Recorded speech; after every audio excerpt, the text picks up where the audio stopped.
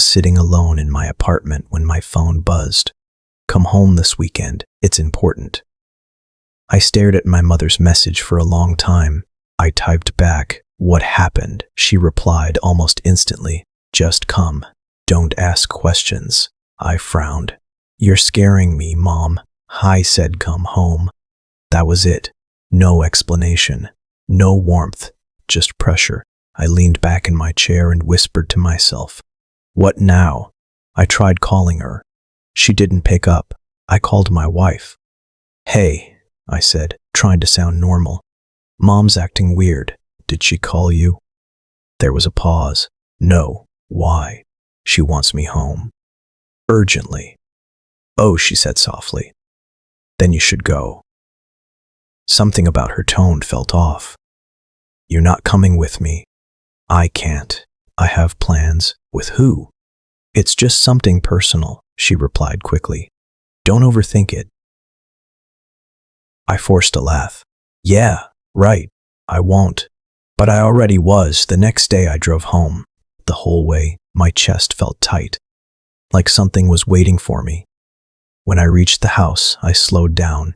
There were cars outside. Too many. "What's going on?" I muttered. I stepped out and walked to the door. Before I could knock, it opened. My mother stood there. "You're late," she said. I blinked. "Late?"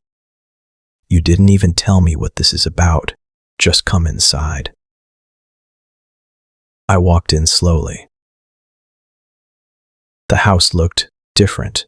Decorations, flowers, people, soft music. I looked around. Is there a party? No one answered me directly. People glanced at me, then quickly looked away. "Why is everyone acting weird?" I asked. My father stepped forward. "Just relax. Everything will make sense." I frowned. That's not helping. I saw a few relatives whispering. "Is that him?" One of them said quietly. "Yes," another replied. "He doesn't know." My stomach dropped. "Know what?" I turned to my mother. "Mom, tell me what's going on." She avoided my eyes. "Just wait." "I'm not waiting," I said, my voice rising. "I deserve to know." Then I saw it. A table near the center of the room. On it, a stack of elegant cards. Something pulled me toward it. I walked slowly, my heartbeat getting louder with every step. "Don't," my mother said behind me. I ignored her. I picked up one card. My hands already felt cold. I opened it, and everything inside me stopped. I read the names once, then again, then again. "No," I whispered. I let out a small laugh. This is funny." No one laughed. I turned around slowly. "Who made this joke?" Silence. I looked at my father. "Dad." He looked away. I looked at my mother. "Say something." Her lips trembled. "It's not a joke." I shook my head. No, that's not possible." I held up the invitation. "This says my wife's name." No one spoke. "And this," my voice cracked, "this says my brother's name." Still silence. I laughed again, louder this time. "Okay, enough. Seriously, who thought this was funny?" "It's real," my mother said quietly. I froze. "What?" "It's real," she repeated. I felt like I couldn't breathe. "No, you're lying." "I'm not." I looked around the room. "Say something. Someone say something." No one did. I pulled out my phone and called my wife. She answered. "Hey, what is this?" I snapped. "I'm looking at a wedding invitation with your name on it." She went silent. "Say something," I shouted. "I was going to tell you," she said softly. My grip tightened. "Tell me what?" "That it's over." My chest tightened. "Over." "I didn't want to hurt you." I laughed bitterly. Too late. Then I asked the question I didn't want the answer to. "Is it true?" A pause. Then, quietly, "Yes." My hand dropped to my side. I ended the call without another word. I looked up slowly. My brother was standing across the room. He couldn't even look at me. I walked toward him. "Look at me." I said. He didn't. "Look at me," I shouted. He finally raised his eyes. And that was the moment something inside me broke. I searched his face for guilt, for shame, for anything, but all I saw was silence. I let out a hollow laugh. Wow, I said, just wow. No one moved, no one spoke. And in that moment, surrounded by people who were supposed to be my family, I had never felt more alone. That was the moment my world cracked. I didn't always hate him. That's the part that hurts the most.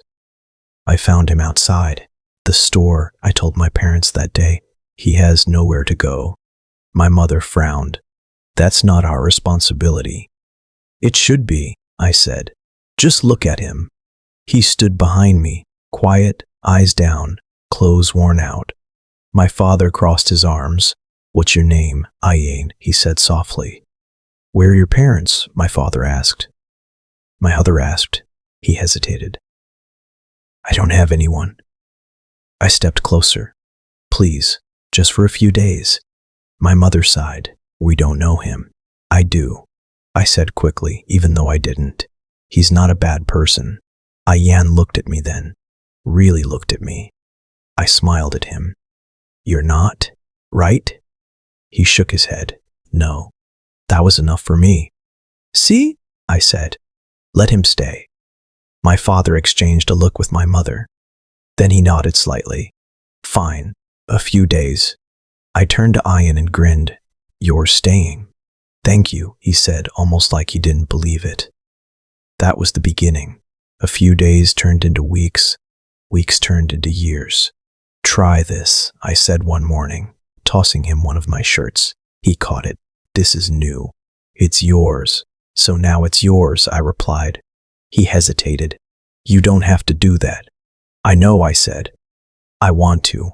He smiled. You're weird. I laughed. You want to. He smiled. You're weird. I laughed. You'll get used to it. We went to school together. We ate together. We fought sometimes. Why are you always acting like you're better than me?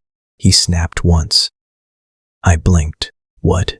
You always try to fix everything, he said, like I can't handle myself. I'm just helping, I said. I don't need help.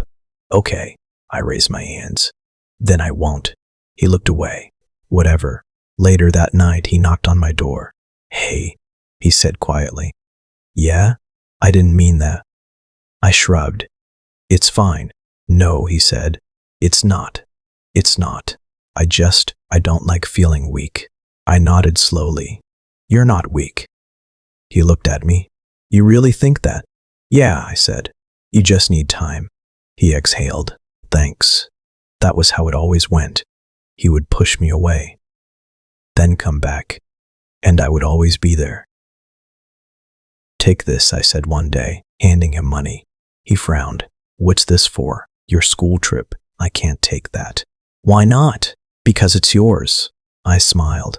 We're brothers. It's ours. He stared at me for a moment. You really see me like that? Of course I do, I said. Don't you? He nodded slowly. Yeah, I do. But now, when I think about it, there were moments I ignored. Why does everyone like you more? He asked once. I laughed. What are you talking about? Teachers, friends, even mom and dad, they like you too. Not like they like you, he said quietly. I shook my head. You're overthinking. Maybe, he muttered. Another time, he said. Must be nice. What? Being the favorite. I frowned. I'm not the favorite. He smirked slightly. Keep telling yourself that. I should have paid attention, but I didn't. Because to me, he wasn't competition. He was family. Come on, I said, pulling him along. Let's go. Where? Does it matter? I grinned. He chuckled. Not when I'm with you. We shared everything, or at least I thought we did. Can I ask you something? He said one night. Yeah. Do you trust me? I didn't even think about it. Of course. Anything? With everything, I said. He was quiet for a moment. Then he smiled. Good. I smiled back. I meant every word. I trusted him with my secrets, my dreams, my life. And that was my biggest mistake. Because while I was calling him my brother, He was quietly becoming something else, something I refused to see, something I didn't want to believe. Looking back now, I can hear it in his voice, the doubt, the envy, the silence. But back then, all I heard was family, and I held on to that like it could never break. I still remember the first time I met her. "You're sitting in my seat," she said. I looked up, confused. "There's no name on it." She crossed her arms. "There doesn't need to be. I sit here every day." I smiled slightly. "Then today is different." She stared at me for a second, then laughed. "Wow, confident." "Not really," I said, "just tired." She sighed and sat across from me instead. "Fine, I'll let you have it today." "Thank you," I said. "I appreciate your kindness." She rolled her eyes. "Don't get used to it." That was how it started. Simple, easy, real. "Why do you always sit alone?" she asked me one day. "I could ask you the same thing," I replied. "I asked first." I shrugged. "I like peace." She smiled. "Or maybe you just don't trust people." I paused. "Maybe." She leaned forward. "You can trust me." I don't know why, but I believed her. We started talking more. Then every day. Then all the time. "Did you eat?" she asked me over the phone one night. "Not yet." "Why?" I was working. "You work too much," she said. "That's not healthy." I chuckled. "Since when did you become my doctor?" "Since I started caring," she replied softly. That word stayed with me. Caring. She showed up for me in ways no one else did. "You forgot your file again," she said, handing it to me. I laughed. "What would I do without you?" "Fail," she said, smiling. "Then I guess I need you." She looked at me differently after that. "Say that again," she said. "I need you." She didn't reply, but she didn't have to. We both felt it. "What are we?" She sked one evening. I looked at her. "What do you want us to be?" She smiled. "Something real." "Then let's be real," I said. And just like that, she became my world. "I'm serious about you," I told her. "I know," she said. "I'm not playing around." "I know," she said. "I'm not playing around." "I know. I see a future with you." She held my hand. "Then don't let go." "I won't," I promised. And I meant it. We built everything together. Plans, dreams, life. "I want a small house," she said. "Too boring," I replied. "Let's aim bigger." She laughed. "Okay, fine, big house, but simple life. Deal?" She leaned on my shoulder. "As long as I'm with you?" "Just, you will be," I said. And for a while, everything felt perfect, until it didn't. "You're busy again?" she asked one night. "I told you. I have deadlines." "You always have deadlines." "It's for us," I said. "For our future." She sighed. "I feel like I'm not part of your present." "That's not fair." "Then prove me wrong." I rubbed my forehead. "I'm trying." "You?" she asked quietly. That was the first crack. After that, things changed. "Why didn't you pick up my call?" she asked. "I was in a meeting." "You could have texted." "I didn't see my phone." "You never see your phone when it's me." "That's not true." "It feels true." We started arguing more, talking less. And somewhere in between, he stepped in. "She was upset," my brother said one day. I. "No," I replied. "We argued. I talked to her." I nodded. "Thanks. She just needs attention," he added. "I'll handle it," I said. He raised his hands. "Relax. I'm just helping." I didn't say you weren't. But something about it felt off. "She understands me," my wife said once. I looked at her. "What do you mean?" "I mean, he listens." I listen too, not like him. That stung. "He's always there," she continued. "I'm here right now," I said. "But are you really?" she asked. I didn't have an answer. Days passed, then weeks. "Where are you?" I asked her on the phone. "I'm out." "With who?" "Just friends." "Which friends?" Why does it matter? Because I'm your husband. She went quiet. I'll talk to you later. The call ended. I stared at my phone. Then I saw a message from my brother. She's okay. Don't worry. I frowned. How do you know? She's with me. My chest tightened. Why? She needed Omni to talk to. I typed slowly. I'm her husband, he replied, and I'm your brother. At the time, I let it go. I told myself he was helping us, fixing things, holding us together. But now I see the truth. He wasn't fixing anything. He was replacing me. And the worst part, I let him tell me this is a joke. My voice sounded calm, too calm. No one answered. I looked around the room again. I'm serious, someone say something. Silence. I let out a slow breath. Okay, I'll ask again. I held up the invitation. This isn't real, right? My wife stepped forward slightly. We didn't want to hurt you. I laughed under my breath. You didn't want to hurt me. She looked down. It just happened. Things like this don't just happen, I said. You don't accidentally marry someone else. It's not like that, she whispered. Then explain it to me, I said, my voice still steady. Explain how my wife ends up marrying my brother. She opened her mouth and closed it again. I turned to him. Say something, I said. He didn't look at me. I stepped closer. Look at me when I'm talking to you. Slowly, he raised his eyes. For a second, I saw something there. Guilt. But it disappeared just as fast. I didn't plan this, he said quietly. I nodded. Of course you didn't. It just grew over time. While you were living in my house, I added. He didn't respond. While you were eating my food. Still nothing.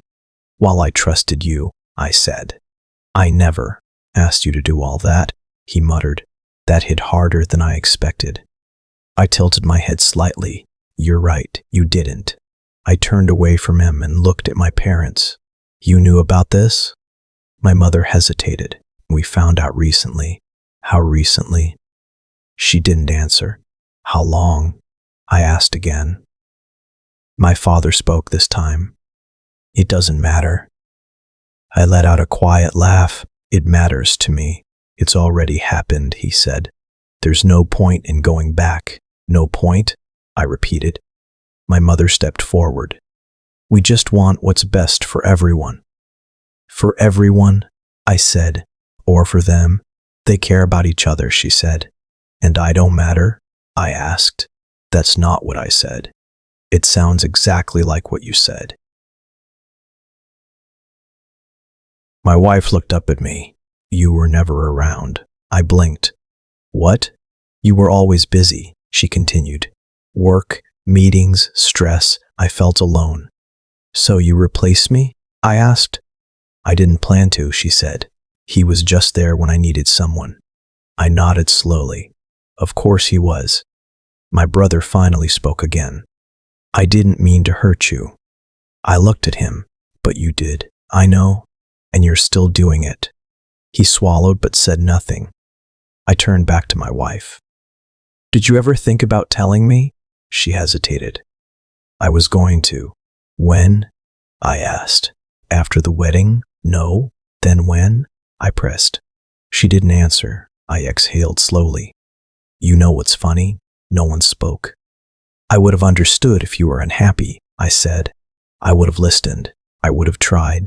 I tried to tell you, she said. No, I replied. You complained.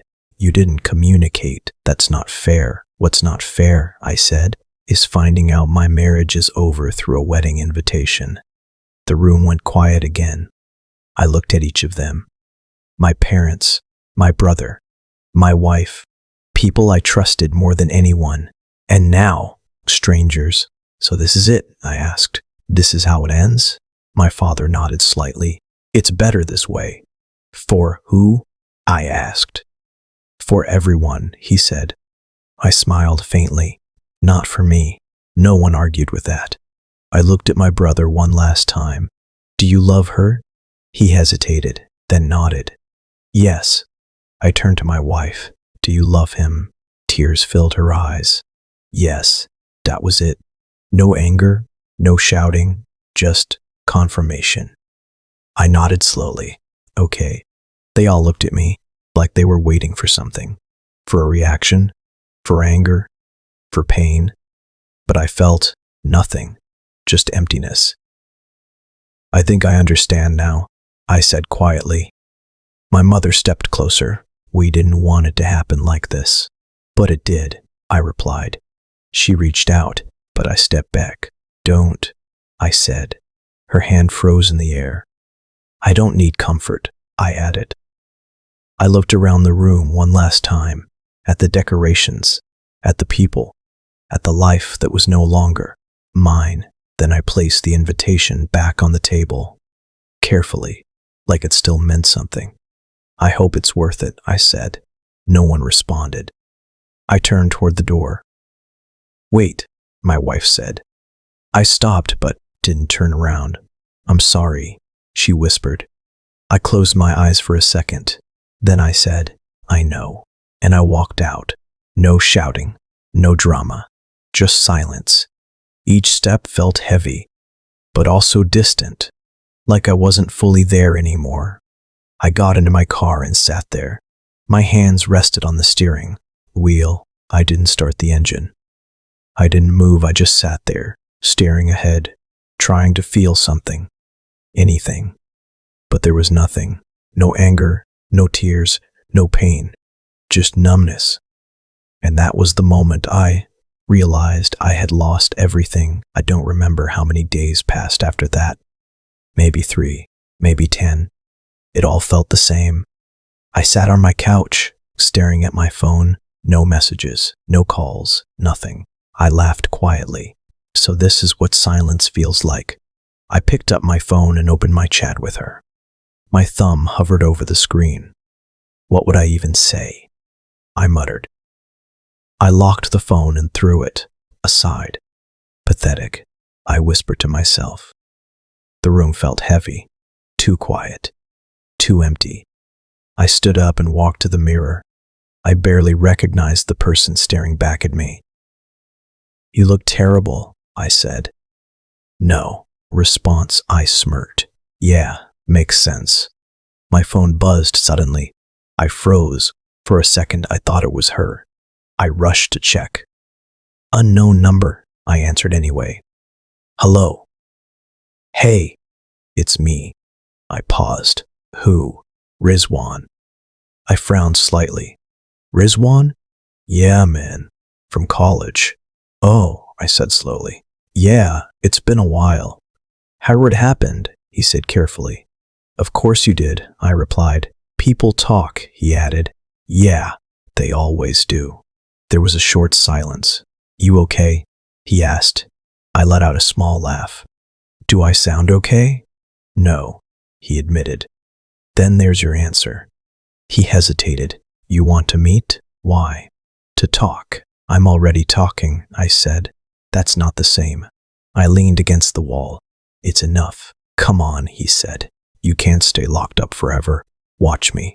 Watch me, bro. I'm fine, I cut him off. You don't sound fine. I said I'm fine.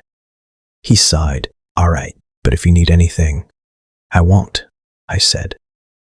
The line went quiet. Then he said softly, You always do this. Do what?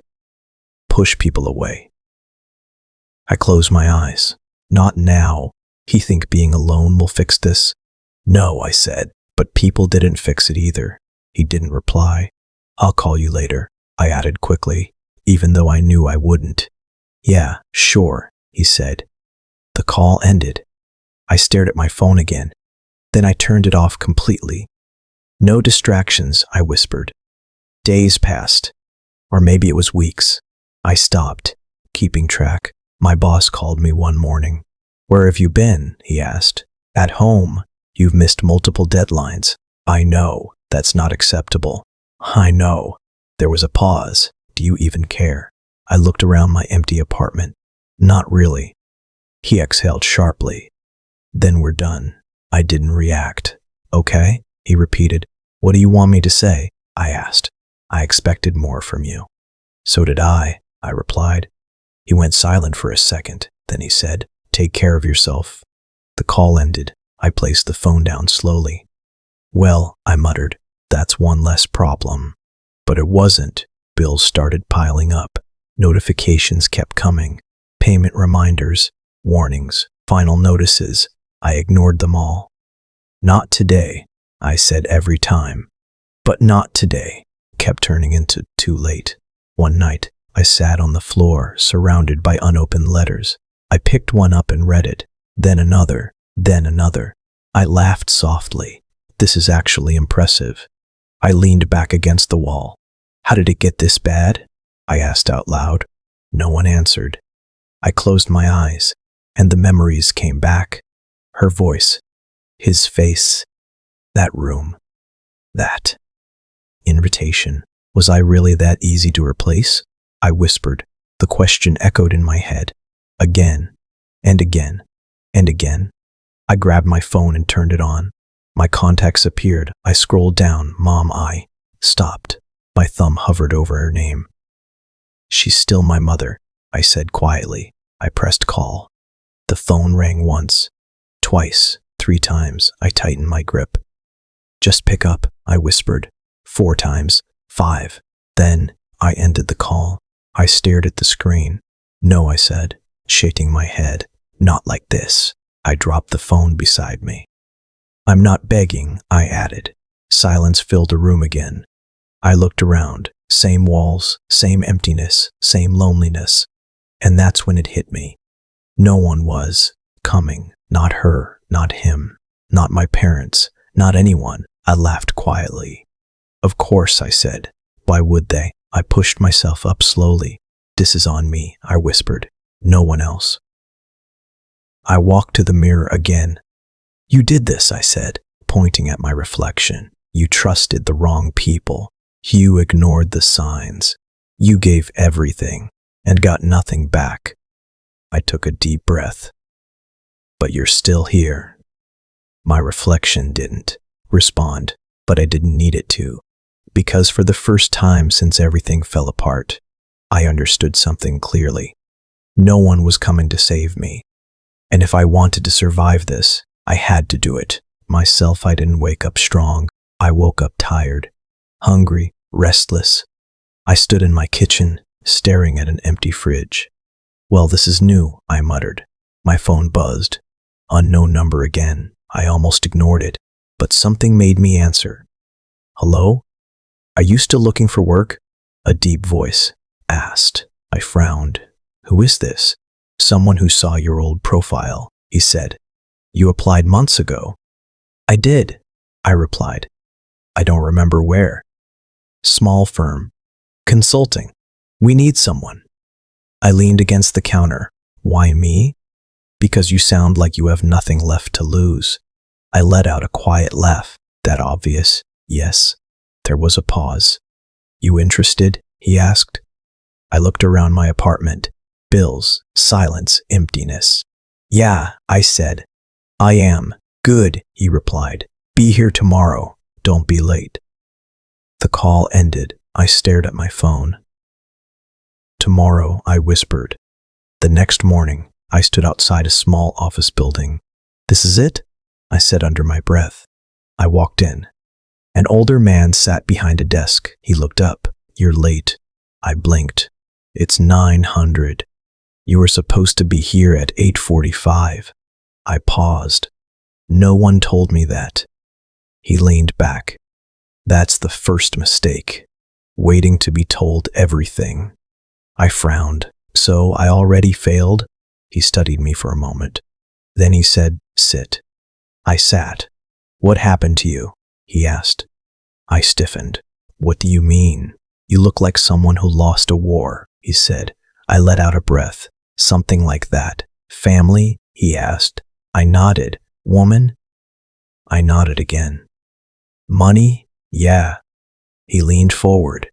"Good." I looked at him. "Good. Yes," he said. "Now you have nothing holding you back." I shook my head. "That's not how it feels. That's because you're still thinking like the old version of yourself." I stayed quiet.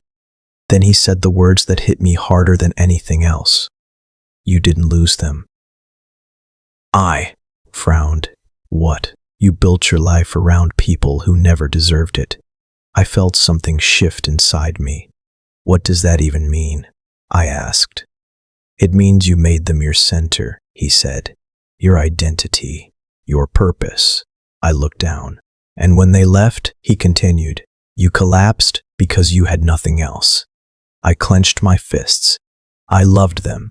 That's not the problem, he said. You depended on them. I didn't respond. You gave them control, he added, over your happiness, your worth.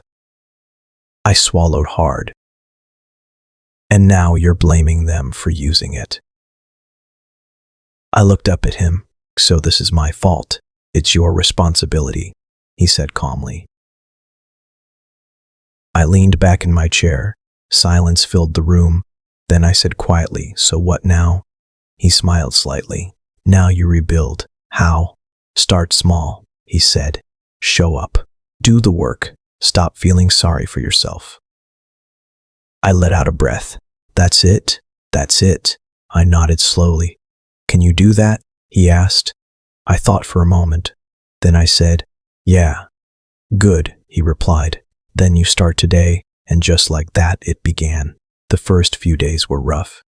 Redo this, he said, handing back my work. I already did it twice. He quote, do it again. I sighed. What's wrong with it? You're rushing, he said. Slow down. I don't have time to slow down. You have nothing but time, he replied. I didn't argue. I just took the papers and started again. You're distracted, he said another day. I'm focused. No, he said. You're thinking about them. I froze. He continued. Leave them outside. I'm trying. Try harder. I clenched my jaw. You make it sound easy. It's not easy, he said. It's necessary. Days turned into weeks. Weeks turned into routine. Better, he said one morning. I looked up. That's it? Just better? He smirked. Don't get used to compliments. I chuckled slightly. I won't. I started waking up earlier, working longer, thinking less about the past. You're changing, he said one evening. Is that good? That depends, he replied. Are you doing it for yourself or to prove something? I paused, then I said, for myself. He nodded. Good answer. I leaned back in my chair. I used to care too much about what people thought. And now, he asked. I don't, I said. At least, not like before. That's progress. I smiled faintly. I stopped checking my phone every minute, I added. Even better. I stopped wondering if they regret it. He looked at me. Do you still wonder? I thought for a second. Then I said, less. That's enough. I nodded, because for the first time I wasn't trying to win them back.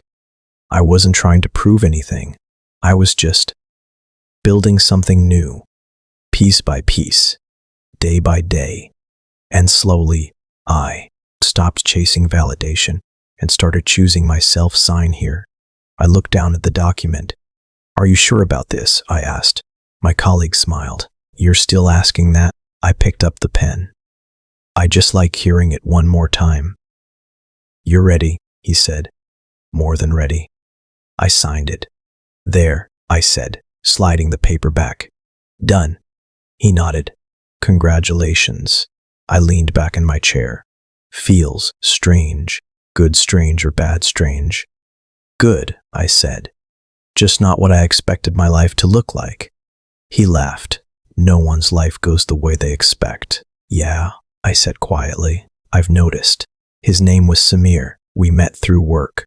You're different, he told me once. How? I asked. You don't talk much, he said. But when you do, it matters. I smirked. I used to talk a lot more. What changed? People stopped listening, I replied. He studied me for a second. Or maybe you stopped talking to the wrong people. I didn't respond. You've built something solid, he added.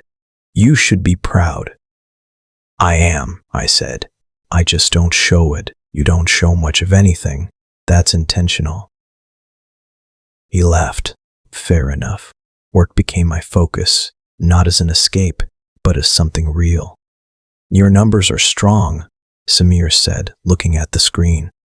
I told you it would work. I didn't doubt you, he replied. I just wanted proof. You have it now. He nodded. Yeah, I do. I stood up and stretched. What's next? Expansion, he said. If you're ready. I smiled slightly. I am, and I meant it. For the first time in my life, I wasn't guessing. I wasn't hoping. I knew. Days turned into months. Everything started falling into place. You've changed, Samir said one evening. That again? I replied. I'm serious, he said. You're calmer. I think I just stopped reacting to things that don't matter.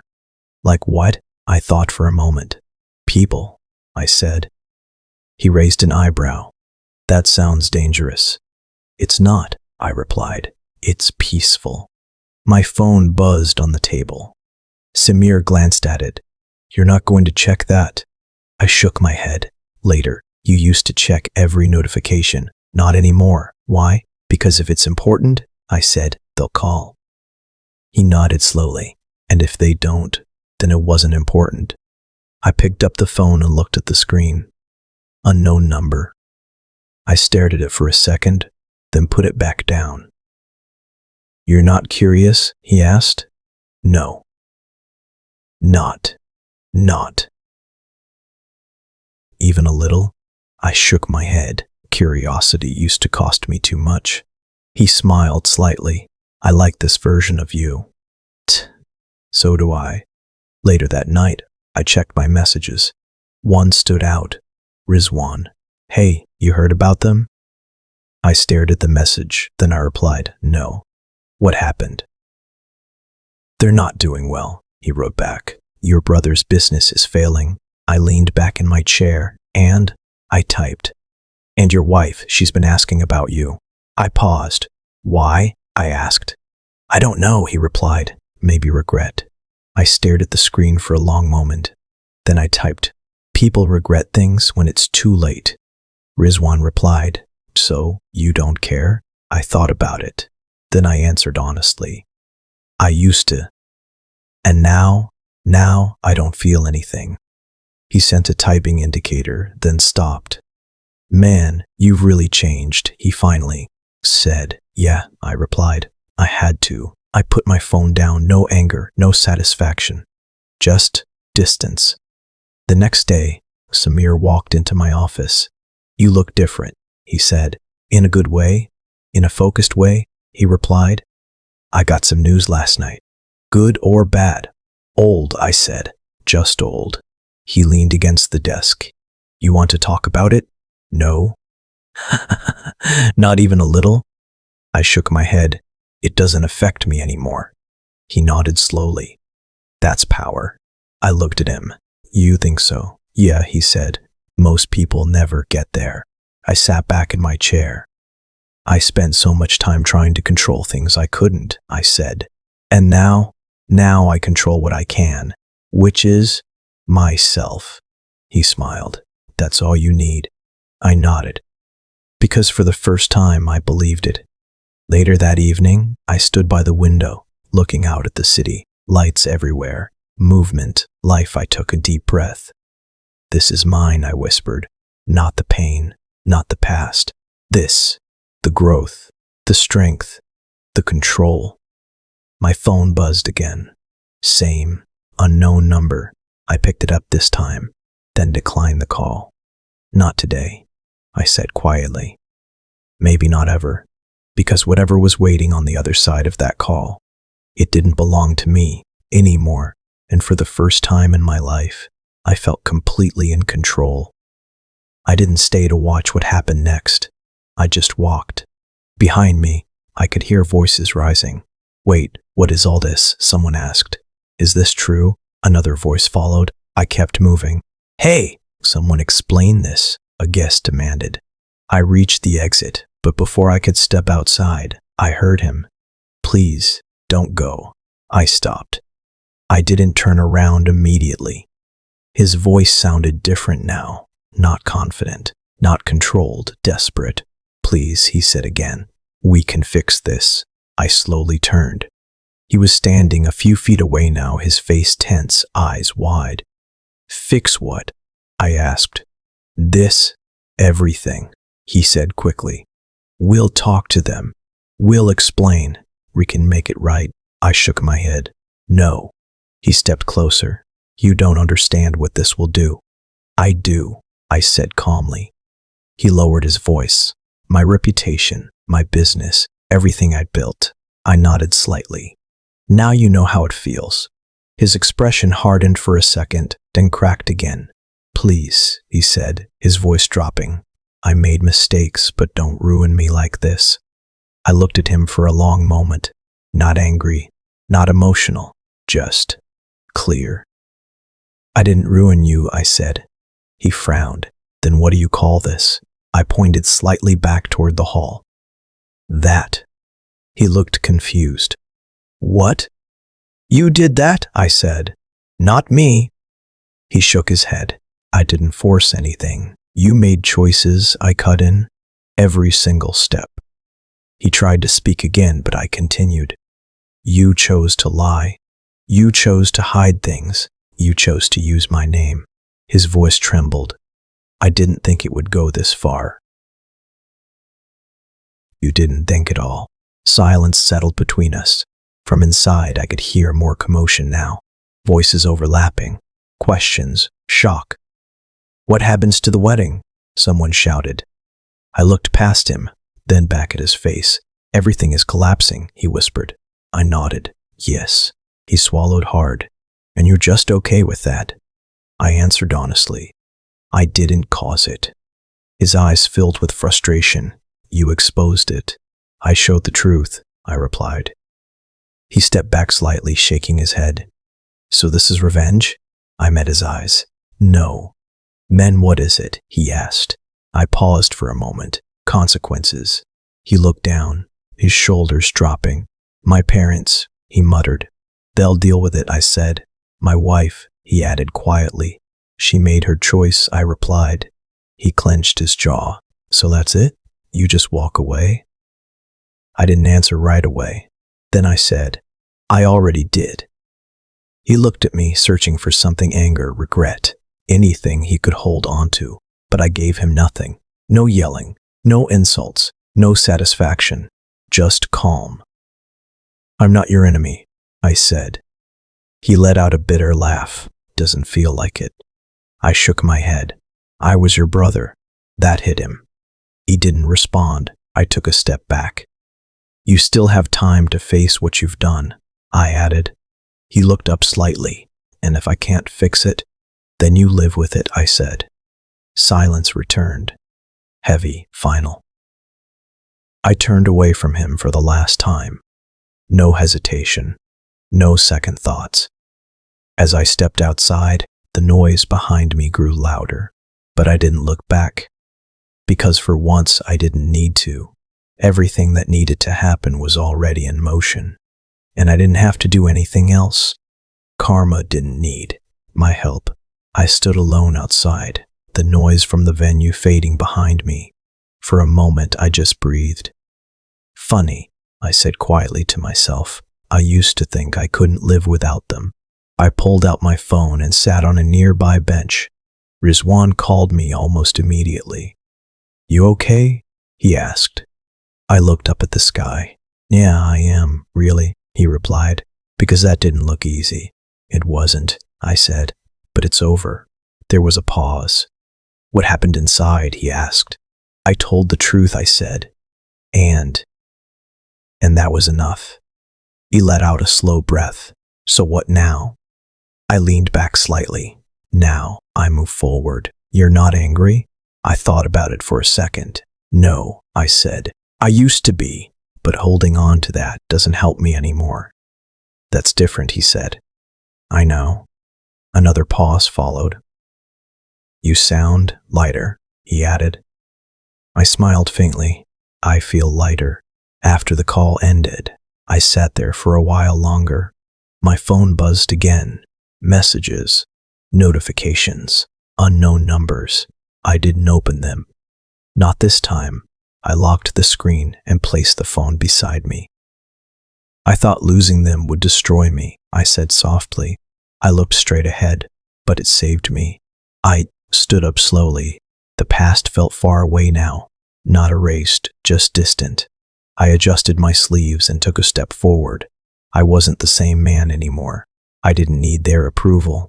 I didn't need their apology. I didn't need closure from them, because I had already found something else. Peace, not loud, not dramatic, just steady and enough. I started walking away from the venue, from the noise, from everything that once defined me. Each step felt lighter than the last, not because the pain disappeared, but because it no longer controlled me. I stopped for a second and looked back once. No anger, no regret, just acceptance. Then I turned forward again and kept walking. They took my life from me, I whispered.